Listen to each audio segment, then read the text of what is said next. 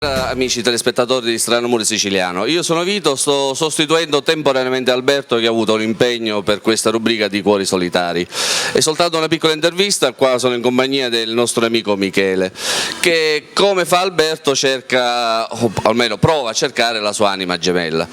Michele, quanti anni hai? 54. È un grande uomo, un grande amico, anche se ha la sua età, purtroppo ha avuto delle esperienze negative, sta cercando la compagna adatta. Dimmi Michele, come la vorresti questa compagna? Non ha importanza l'età, dai 40 anni in su, non è questo, una compagna per vivere. Quindi anche se fosse una dipendente, un'operaia, andrebbe bene? Non ha importanza. E dimmi, col discorso che tu hai avuto esperienze negative, se questa signora, questa compagna fosse anche divorziata, separata, andrebbe bene?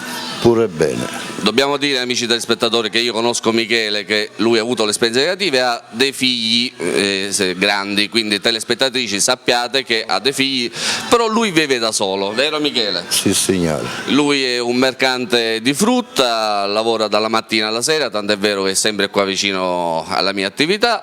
Dimmi Michele, la vuoi alta, bassa, occhi azzurri, non so come... Non ha importanza come alta, bassa, occhi azzurri, bionda, non ci tengo com'è.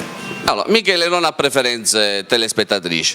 E allora signore, per concludere questa piccola intervista con Michele, se avete visto Michele, è un bell'uomo, anche se ha 54 anni però è un bell'uomo. Se siete interessati a Michele, è un uomo serio, telefonate ai numeri che vedete in sopravversione, che telefonate direttamente a Michele, anzi un attimo ve lo ripete Michele direttamente. 368 piano Michele. 368 39 71 538.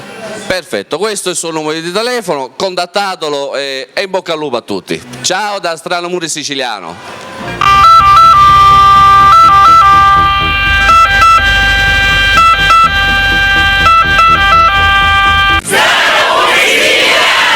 Oh yeah.